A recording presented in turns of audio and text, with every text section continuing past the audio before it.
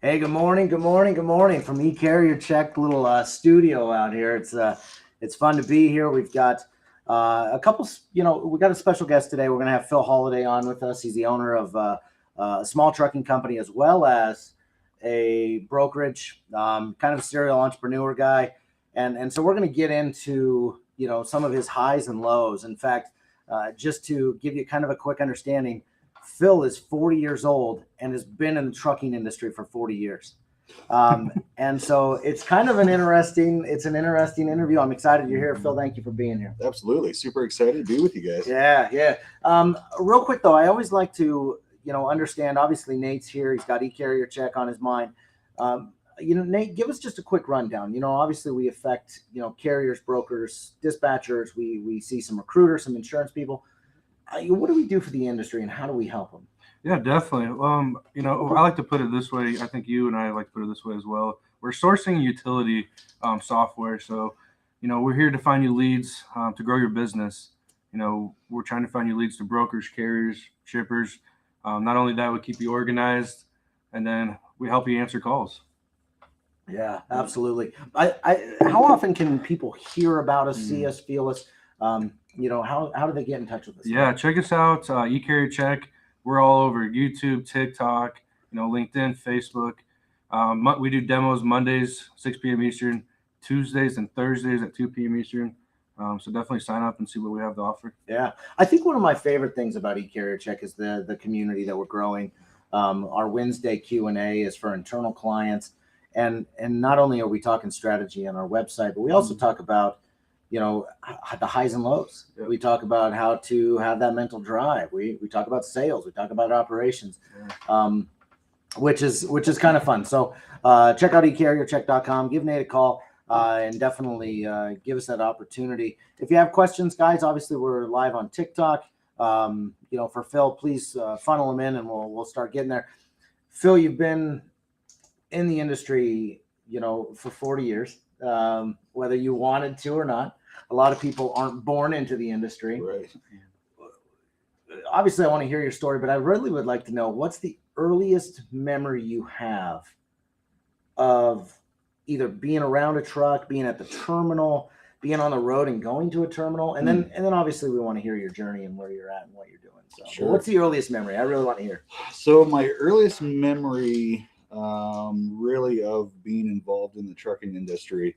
I rode with my dad one time. I would have been probably 5 or 6, and he pulled a line haul load from Scottsbluff, Nebraska to Omaha, Nebraska, and then back again. And so I got to ride with him and experience that whole deal. And so that's truly my first memory of really being in a truck or involved in the trucking industry and seeing what we do. So that's so cool. Yeah. So back us up a little bit. Give us an understanding. Obviously, I'm blessed to say that you brought me into this industry a while back. I love it. But walk us through. Years. Yeah, exactly. Walk us through, your family history, and then even just kind of through the journey of where you're at now. Yeah, absolutely. So my grandfather started an LTL trucking company called Nebraska Transport in 1973. Grew up from a single terminal, single truck operation into a operation of about 13 terminals, 120 employees when Dad took over from him. Dad grew that business up to about 18 terminals at one point in time, almost 250 employees, 145 trucks, 200 some trailers, servicing a 9-state region. And that's kind of when I joined the actual trucking industry and came in. My first job was washing trucks. I started at the bottom, and that was always our family's philosophy is in order to be in the trucking industry, you better be willing to learn it from each step up, and have an aspect of every avenue of the business. And that's one thing I did. I started washing trucks. Then I started turning wrenches, moved up and started doing P&D, ran line haul for a while. Jumped in and took over a truckload division. Grew a truckload division. When I took over, it was 9 trucks at the time. When I turned it over, it was 29 trucks. Wow.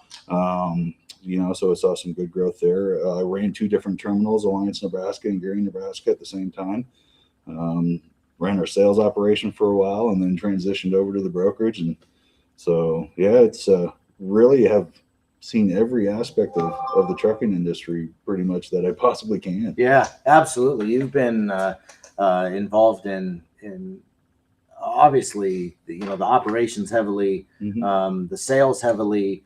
As you've gotten your position with NTC Logistics as the president of NTC Logistics, you've gotten your kind of your financial sort of history, if you will. So exactly. If we come back and talk about your time at the asset company, obviously managing 120 people is a lot to take on.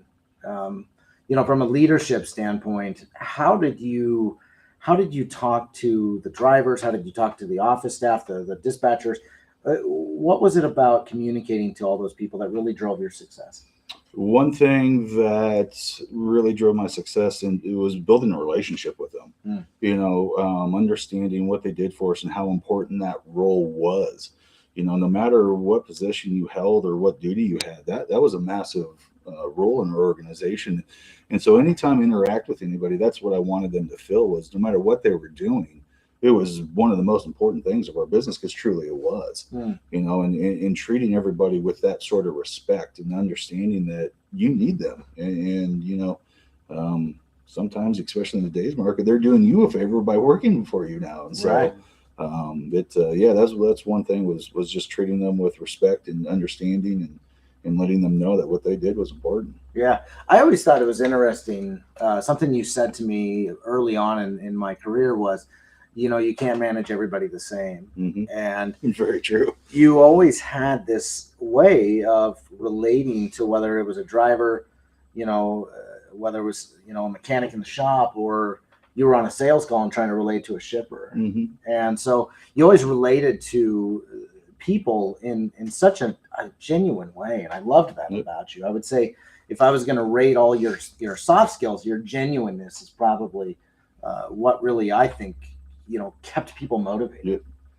So really the big thing there is, we all fight our daily struggles, and that's one thing is giving everybody a benefit of the doubt in any situation that you're in with, because you don't know what they've been through before. And when it comes down to it, we're all human, and we all put our pants on two legs at a time the same way, but I'm kidding. That's one leg. But we all, when it comes down to it, we're all human beings, and that's we're all blessed to be that way. Yeah. And so we should be treated. Absolutely. Obviously, a lot of our a lot of our followers, a lot of people that are out there, they really key in on, they're usually working with their family. There's some interesting strategy with working with family. You worked with your dad, you worked with your grandpa to a certain extent, you worked with your sisters, right? And so it's one of those things that, how do you work? You even worked with your cousin at one point, still do, right? And so, how do you manage family relationships in a business environment?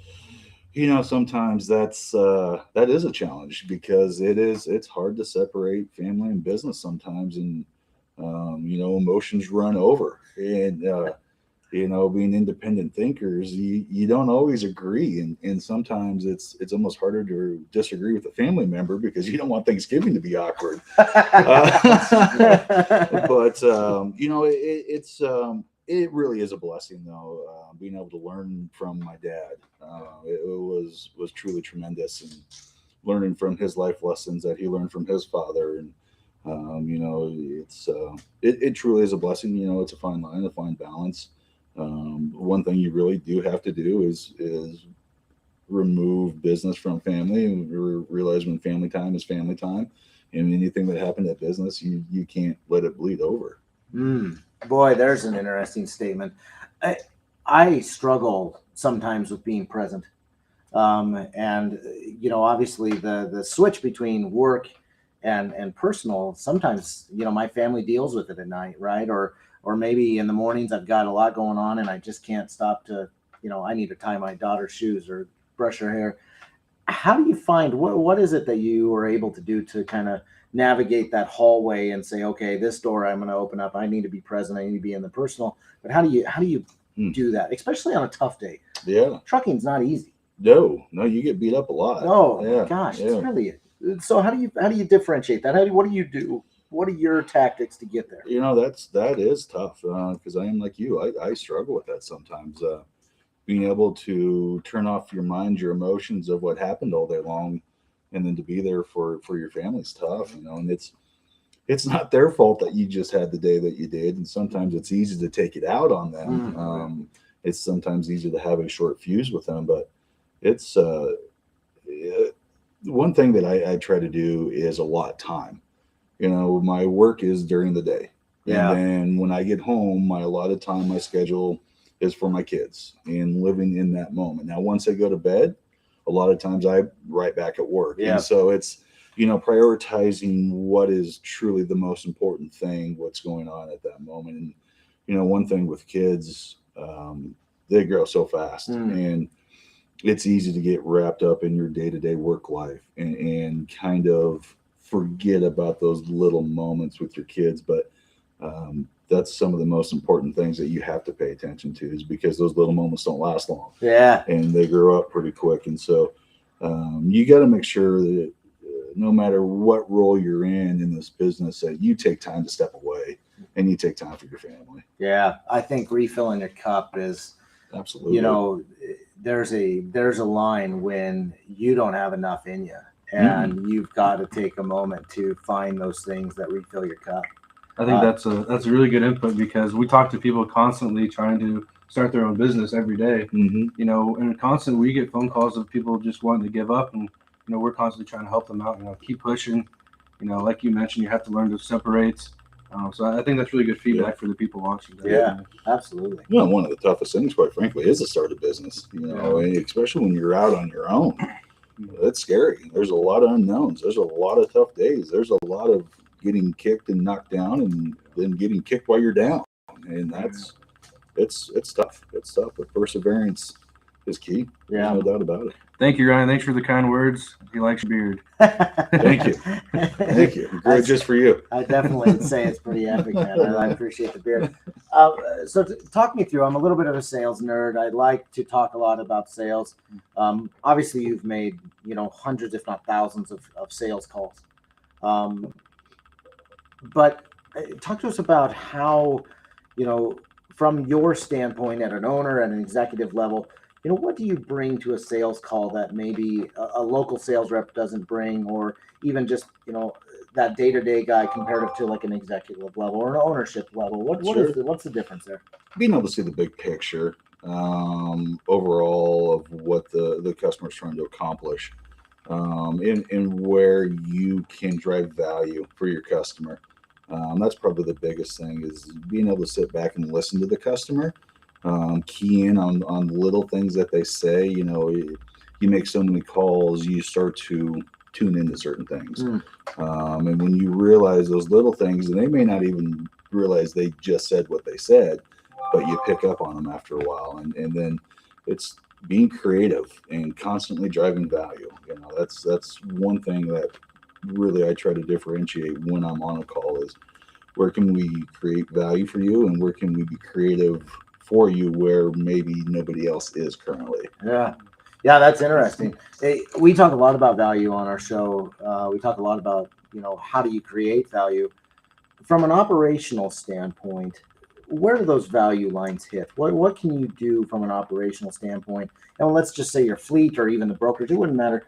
How operationally can you provide value? One thing, it really is communication, and a lot of times it's the small communication that matters the most. And majority of the time, that's when you're in a crisis or something bad happened. Is it going to be a fun conversation? No, but you have to have it. And I would rather be upfront and tell a customer something that they don't want to hear, rather than hear it before or from somebody else and then come back to you. Over communication is a big one to constantly drive value. And then again, just being forward thinking. Just because what you're doing currently or what you did yesterday worked for the customer, how can you continue to evolve as they're evolving and be flexible for their needs? Yeah. And that's that's huge. Sometimes they are so focused in on their business they can't see the forest for the trees, Right. and that's where you come in and you can see beyond what their current issues are and provide unique solutions. Yeah, absolutely. I love that. I think being able to offer that consultant mentality is such a key, such value. And I always saw it. Obviously, you and I've made some sales calls together, quite a few actually. And I always saw the one thing that I always admired about you was, from an operational standpoint, obviously we're running all these trucks all over the place, and communication is everything. It's number one.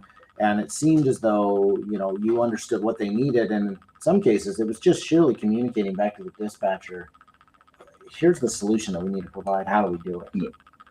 The other thing that I thought was interesting from your standpoint, just a random observation, was you always let your people kind of make mistakes, but you always let your people run with solutions. How did you find that, that difference from being a manager at, micromanaging versus allowing people to make mistakes, allowing people to, come up with their own solutions? What drove you to be able to get to that level where you weren't micromanaging people, or you didn't feel like you were on top of people? Well, Helicopter mom, if you're you will, right. you know what I mean? Yeah, one of the biggest things is I manage people the way I like to be managed. I don't like to be micromanaged. I don't like somebody hovering over me. I like to be able to be a free thinker and make decisions. Now, have I stubbed my toes? Sure, but I've been allowed to. And I think in life that's the way you learn. Now, if it's going to be catastrophic or something like that, sure, I'm not going to let you, Right. like crash and burn. But if it's something that you need to learn, I'm going to let you stub your toe because you've got to learn. And if I step in, that doesn't give you the opportunity. And that's one of the biggest things. The other thing is I trust my people. Yeah. The people that are around me are great people. They're good people. They're hard workers. They've got same values that I do. And so that's the other thing is I don't need to be on top of my people because I know what they're doing. Yeah. I trust them. And that's, one of the great things about our culture is, it's fun, it's energetic, it's a good time, but we trust one another. Yeah. That's key. Absolutely. That's key. Just a shout out to those people watching. Thank you for being on today. If you have questions for Phil, for Nate, or I, just throw them in the chat. We'd love to hear what you guys think about some of this conversation, some of these topics, but just feel free to throw them out in the chat. Nate's close enough to the TikTok stream. He can see it and I can't. That might be because I'm 40 at this point. I don't know what to tell you that. I think switching gears just a little bit, obviously we've got a lot of smaller companies that are in our community. They've got 1 to 5 to 10 brokers. In some cases they're a little bit bigger than that, but they're usually it's a smaller company.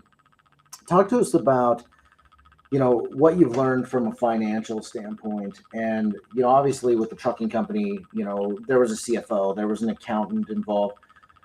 From switching over to a brokerage, you went to running the CFO position, right? So talk to us about maybe some scars you figured out, some things that really have worked for you, and how important it is to really key in on cash and those aspects. Yeah, managing your cash is key. Building reserves is key when you can, because you never know when you're going to run into a rainy day or a recession in this industry. And so building cash reserves is critical.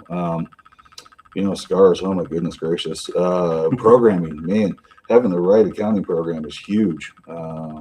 Being able to understand what you're putting in and getting out is key. And you gotta have the right program. And we found out quickly that sometimes the big ones aren't the best ones. They may have a nice fancy name behind them, but sure are they challenging. Oh my. But consistency is the other thing. Staying on top of it. Maybe I overdo it, but I look at my accounts every single day. I really try to manage that cash flow. I try to see what's coming in, try to forecast to see what's coming in, constantly building projections. That's one thing. You can't look at your finances enough. Do you need to worry about them all the time? No, because that adds stress. Right. And you've seen me through that where it's challenging sometimes, but you gotta stay on top of them. Yeah, you do. Yeah, I think you kind of hit it on the head there. The one thing that I've always enjoyed watching you as you grow, especially in a new role, you're never afraid to take on something. So nice job there. But you're not afraid to pick up the phone and ask for help, in a sense of adding an accountant as a subcontractor, as a contractor. Yeah, absolutely. How have you been able to find the right contractor, such as maybe it's a legal advice or financial advice? Obviously, we're talking finances at the moment, but Yeah. how important is that? And what have you done to be able to find those people that can help you? Networking within my community, Yeah. getting out, being part of boards, being a volunteer, really investing in your community, because quite frankly, you meet some amazing people and some amazing people that you can partner with down the road. Seth, our accountant, John, our lawyer. I mean, that all came from serving on a couple different boards and working in the community and giving back and meeting the right people. You find out you have similar interests, and you can help each other out. And so that's really one of the biggest things, is focus on your network. Focus on your network and focus on giving back to your community. Every community is in need, every single one. And we live in a small community, but oh my goodness, when you look around, it's everywhere. And so give back, be part, be involved, be present. You mentioned, giving back to your community. Some people have the ability to financially do it. Obviously, there's other ways of doing it, just in volunteer hours. To be honest with you, sometimes just that in itself is more important than the actual 100%. financial gain of it. Obviously, you have been a huge believer in giving back to the local schools, local community. Financially, though, you always kind of tend to lean toward giving back to the schools or kids. What is it about your values that have drove those decisions? Yeah, right. I mean, our youth are our future leaders. When I'm 65 years old and retired and playing golf every day, I'm really hoping the kids that grew up behind me are leading this country well, so I can do that. And it's more than that. It's surely involving our youth and building them and giving them experiences that they may not necessarily get. They're only young once, and to invest in them at that point in time. The other hope is you start to show them the importance of it. And so you're building a younger generation to come up and be that next level of volunteers as well, too. Hopefully they see why it's important and the benefits that it is. And you're building young philanthropists to come up. So, yeah, absolutely. We'll switch it up just a little bit and talk more about kind of managing employees. And, obviously we're in an interesting time where people used to work at home. People are somewhat working in the office. The logistics world is kind of work hard, play hard sort of mentality. Give us a rundown of, you come to work and have a lot of fun. I see the environment you've created. How do you give some of those freedoms, knowing that it's a work hard, play hard, or maybe even, people are wearing shorts to work and t-shirts, things like that. Talk through how you've made those decisions and how important the culture is at a brokerage comparative to, just kind of that old stuffiness of being a trucking company. There was a way big difference between the trucking company and then comparative to the brokerage. Yeah, absolutely. And it's, again, a lot of it's trust. We've got some fun things. We've got a pretty light atmosphere, but when it comes down to it, I can trust my people that they're going to go to work and work hard when they need to. And that's actually majority of their focus throughout the day. Now, sometimes when I walk in and I scratch my head, I'm like, oh my goodness gracious, what are we doing today? Sure. But I trust at the end of the day, we were successful and we did what we needed to do. The other thing is at one point in time, the employer had the upper hand, if you will, and now with there is so many options, like I said earlier, sometimes it's a privilege for people to work for me. And that's the other mindset is you guys can work anywhere you want. Right. But the culture here is like no other culture in this community, quite frankly, possibly in the state. Right. It is truly a unique culture of everything that we do. And you know, we spend majority of time in the day with our coworkers as opposed to our family. And so if we don't create that family atmosphere here as well, you know, there's not a lot of reasons for people to hang out and just do a job. Right. You know, it's not about doing a job anymore. It's about providing the atmosphere to do your job in. Yeah. Oh, that's just, oof, that's huge. I love that. Imagine your grandpa walks in today. What does he say? What does he say to this culture, this type of atmosphere? You know, what would it look like? Um, he'd probably say, "What the is going on in here? Are we getting any work done today, or just That's fair. horseplay?" That's fair. You know, that's probably, you know, the PG version of what would be said. But he'd shake his head, and you know, that was one thing about Gramps is he always trusts his people too. Yeah. You know, a lot of things that I always heard was he was very firm but very fair, and he always gave you the benefit of the doubt. And you know, he may walk in and shake his head and not fully understand it, but he's going to trust that the job is getting done that needs to be done. Yeah. Yeah, absolutely. I think some of that same work ethic from your grandpa really, you know, kind of transitioned through the periods with, you know, through the generations to you. Obviously, your grandpa, you know, was a large guy. You know, how tall was your grandpa? 6'6". 6'6". You know, he started a trucking company. You know, he struggled with, he had a hair lip. Obviously, there was a challenge with communication to a certain extent. It's interesting that he just said, "I'm going to go, and I'm going to keep going until I get to where I want to go." Yep. And that same mentality essentially has been burned through those generations. And it's like, we got work, we got to go. Yeah, So, absolutely. Yeah, determination and perseverance, and failure is just not an option. right. You know, and even if we do fail a little bit, we learn from it. We pull our bootstraps up, and we get right back to work. Yeah. And you know, that was Gramps' mentality. It's, you know, just because you hit a bump in the road doesn't mean you stop. Yeah, absolutely. I'd be curious. Obviously, you and your dad worked side by side for many years. You mentioned him earlier. What would be, you know, that number one lesson that you've learned from him, and either personally or professionally? I'd be open to that, because he's an interesting guy. He's been on, you know, the SMC board. He's led a company from, you know, when he took over Nebraska Transport, it wasn't as big as what it was when he took, you know, when he stepped away. What's the number one lesson you've gotten from him, either personally or professionally? Don't be afraid to try something, and don't be afraid to fail. You know, that's, you know, when we came over here and started this business, that's one thing he told us. He set us down and said, you know, we got four walls around us, and right now it's a logistics company, but quite frankly, we can do anything we want to do. And slowly but surely, all of a sudden, we've got 8, 9 different companies under our label, and we're truly doing whatever we want to do. And so that's the biggest thing. Don't be afraid to go for it. Yeah. You know, that's kind of the motto that Gramps left for Dad. You know, when Granddad retired, there wasn't a lot of notice, and there was a note on Dad's desk that literally said, "Go for it." That's awesome. That's the same motto that Dad's passed on down to me as well. So. Yeah, absolutely. I love that. You know, obviously we've gone for 30 minutes. Nate, are there any questions at all? Or no questions so far. Anything like that?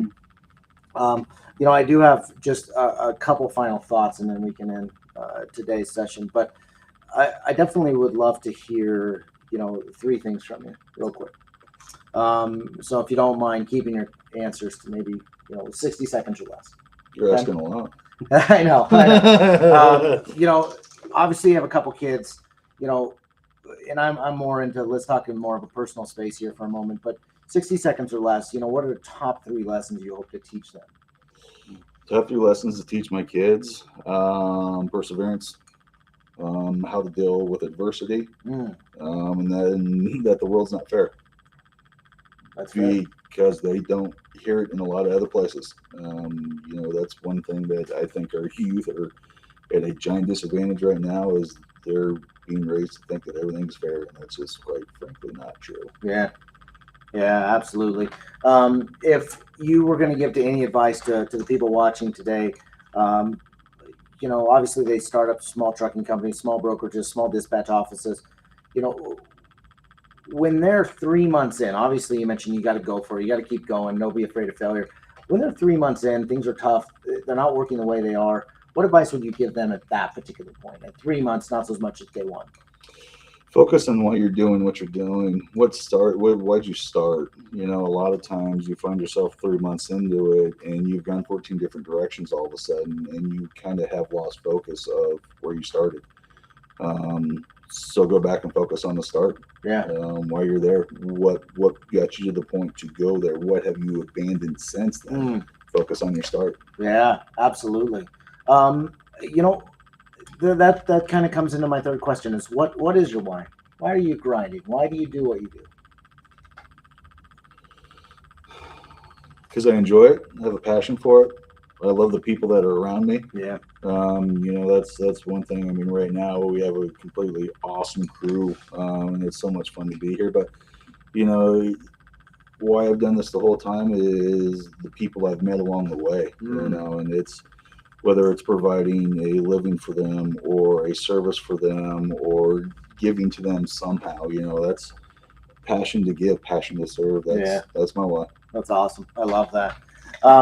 Phil, thank you for coming on our Friday Absolutely. Live. I'm Super excited that excited you were to do it. here. We got a lot of meat out of today. Holy cow! Oh, yeah. We'll have to microclip out all these clips, but really, thanks for being on. Yeah. You're an exceptional interview, and I enjoyed it.